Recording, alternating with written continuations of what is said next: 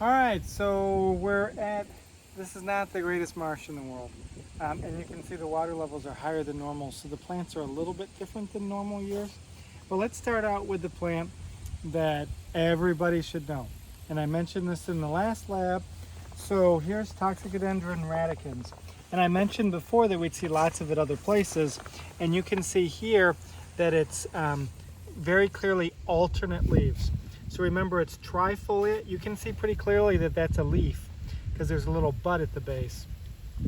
And it's got these large irregular serrations. Now there's two other characteristics that are good characteristics, and they're over on this one. So, and unfortunately, which is actually pretty fortunate for the park, this is mostly dead. But you can see the vine here. It's my wife likes to say, hairy rope, don't be a dope. So don't grab this because you can get poison ivy from the vine, and you can see it can be a massive vine. It can actually strangle a tree. And there's as the fall moves on, you'll see lots of trees with bright red foliage and like at the trunk, and then like yellow or something else leaves not at the trunk, and that's because it's being covered by poison ivy. Toxicodendron radicans. There's also Virginia creeper does the similar thing, but so it could be one of the two vines. They're pretty similar. But the other good characteristic, and usually they're here because this is such a robust vine, or was until recently, they have white berries. So if you see the berries, that's another thing. But you don't need either of those. Just looking at the irregular serration, trifoliate, irregular serration, alternate. Okay? Toxicodendron radicans. All right, so let's move on to our next invasive, hated plant, if you will. So this is purple loosestrife. You can see it. You can see it in flower there, but you don't need the flowers. There'll be a spike. So spike means that the flowers are directly on the stem, and there's tons of flowers. But you should be able to know it without the flowers, because it's mostly opposite leaves, square-ish stem. It's not necessarily square, but it's angled, and they're usually opposite, but usually you can find a few of them that aren't opposite. Of course, these ones are, but oftentimes you'll see some that are offset a little bit. So it's mostly opposite, but not always completely. So, and then the other thing is the base, and you can kind of see it here. Oftentimes the base is a little spongy if it's in the water.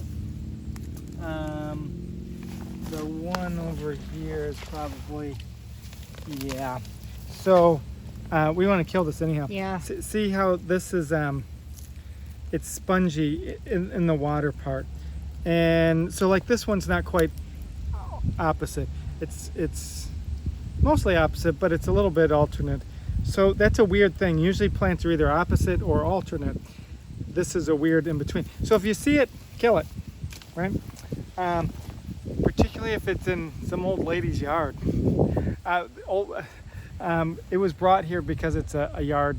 It's an ornamental that people planted, and now it's escaped and taken over. All right, so that's Toxicodendron, and then Lithorum salicaria.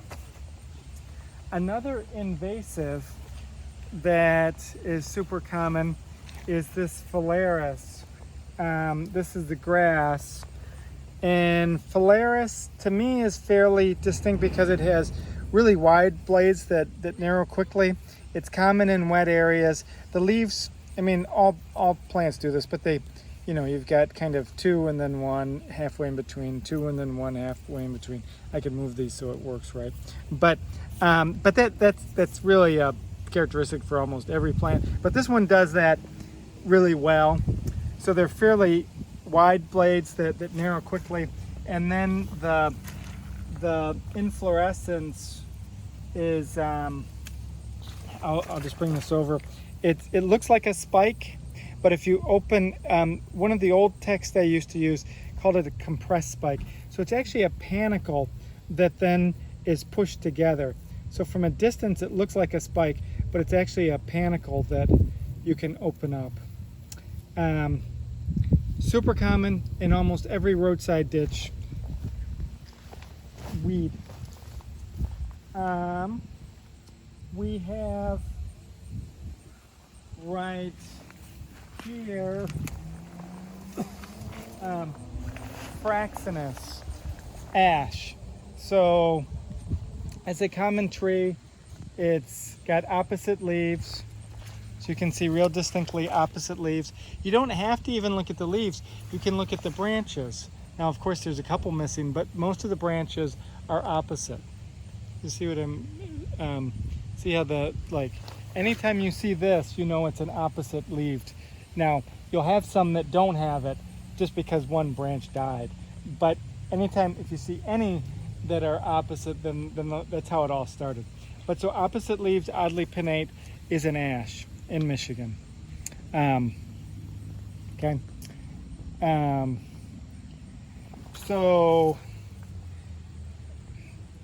Ashes, remember the emerald ash borer, it's wiping them out. It's one of the dominant trees in Michigan, but it's being wiped out. Okay, and it's weedy everywhere. It's one of the common trees. Okay, so let's look more in this area.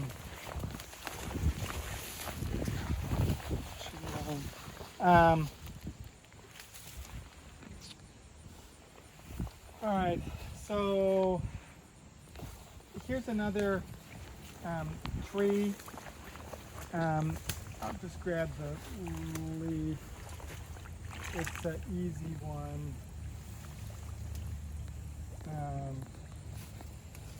This is a maple. This is a silver maple, Acer saccharinum, and it's really deeply lobed, and it's kind of pointy lobed. So there are 3 maples in Michigan that are super common. Sugar maple. Sugar maple is not deeply lobed and is kind of U-shaped here instead of V-shaped. And then red maple. And red maple would be serrate. This has some serrations, but red maple has little tiny serrations. And then silver maple is deeply lobed. There are a few other maples, but those are by far the 3 most common. All maples have opposite leaves. So there's so much stuff in front of this. But you can see, again, the branches are opposite. You can see the leaves. There's a couple have been pulled off, but they're opposite. So opposite leaves, maple-like leaf. What makes a maple-like? Well, it's palmate. So the veination is palmate. That's one of the things that makes it maple-like. And then these kind of irregular serrations also make it maple-like. And in a lot of ways, I think of the irregular serrations of a maple is similar to the irregular serrations of a poison ivy. Okay, toxic rhododendron radicans. Okay, so silver maple, super common. You can usually see it from a kind of a distance because they're so deeply lobed. When you kind of look up in a canopy, you can see it. Probably hard to catch on video, but as you're just walking around, you know, even in a big tree, you can see the really deeply lobed. So that's an easy, super common one. Silver maples are really common neighborhood tree, and people like to plant it because they grow really, really, really fast. So they're one of the few trees that if you plant, will actually be a tree while you live there. I mean, most people don't live in a house for 100 years, so you know, it takes 100 years for a huge tree. Well, if you live in a house for 20 years, you'll have a pretty big tree. Now, if you sell the house, then it's a really fast to die tree, and the tree dies and then falls on, you know, your garage or whatever. But if you just plant it, no problem. If the guy before you did, or the people before you did, then it's a pain in the butt tree. We've had to remove a bunch of silver maples from our property. Okay, so well, because they're right here, let's just do the duckweed because it's It's easy. All right. All right, so these are duckweed. We saw some duckweed the other day, but if you look, there's multiple species here. So see how huge this duckweed is? Out of your fishing line that might trip me. So here's, see this big duckweed? See how it's bigger than the others? And if I flip it over, it's got a red bottom. So this is Spirodella, and Spirodella is the large duckweed. So it's huge, right? And it's got more than one root. It's kind of hard to see with that, but it's got more than one root per frond. You should be able to see that. Yeah, you can kind of tell. Yep. As opposed to the Lemna minor, which is most duckweeds. And now it looks like there's multiple roots here, but that's because there's multiple fronds, each one of those little loops. So each, not getting it very well, but each one of these fronds would just have one, each one of these little lobes would only have one root, okay? So that would be Lemna minor. So that's Spirodella, Lemna minor. Now, usually I can find, yeah, right here. So this is Lemna trisulca. Okay, so it's kind of covered in algae. Here's one that's not covered in algae. So see this little guy, it floats below the surface. Okay, you see it floating below the surface, and it has these weird angles. So if I put this back, and it's very triangular in my, I don't know if it's really triangular, but I think of it as real angular. See how it's, unfortunately it's covered in algae. It shouldn't have all that. So there. Okay, so here you can see it looks almost like a cross. So it has the fronds or the branches come off right in the middle of this. So it's this repeating pattern over and over. So Lemna trisulca really distinctive because of that. Now technically it could have one root per frond, but oftentimes you don't see them. And it floats below the surface. And it's got a different green to it. It's more of a army green as opposed to these other ones, which is kind of a yellowish green. All right, now see this tiny thing right here. Okay, see how I'm pushing that little tiny one? That's going to be a wolfia. Wolfia is the smallest plant on the planet, and it's a flowering plant, so it'd have a little tiny flower. It should fit in the O of a normal like 10-point font, but that is, and so here's one right here. You can actually see it's got two halves to it. It'll reproduce kind of binary fission. You know, it's not really binary fission, but it looks like a yeast cell, and the one just falls off, and then and those can take over an area, and they're a pain in the butt to get rid of because they're so small. You'd never want to put this in your fish tank because it's I don't know, just gunk everything. It would gunk everything up. All right, so right here, this is cool. This is a carnivorous plant, so it's going to eat me. So this is bladderwort or utricularia, and let me see if I can find a good bladder on this. Yeah, so here's a bladder. These aren't as good, but see the actually, yeah, see the bladder? Mm-hmm. Looks like a little. Oop, your hand's covered. I know. I'm trying to find other ones. So if you see here, the little bladders. Oftentimes they're dark because they'll be full of stuff. These ones aren't dark, so they don't show up as well. But it also has a different branching pattern. It's kind of zigzags a little bit. So these are highly dissected leaves. Highly dissected leaves. And then they've got the bladders. So that makes it really easy because of the bladders.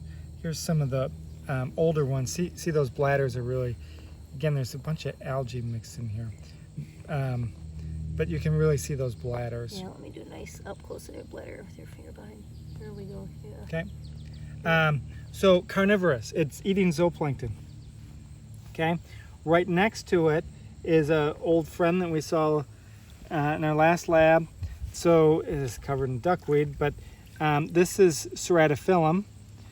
And again, this was the world forked toothed. So there's one whorl. Each one of these leaves is toothed, or is forked, and then it's also toothed on the bottom. World forked tooth. It's pretty distinctive. Remember, this is the one good for a turtle tank because it doesn't have roots, because it's not because it doesn't have vascular tissue. It is a vascular plant though. Here's a new one. There's tons of this. This is Elodea. So, or Elodia, however you want to pronounce it, it's fine with me. And this one's easy. It's got little ribbon-like leaves.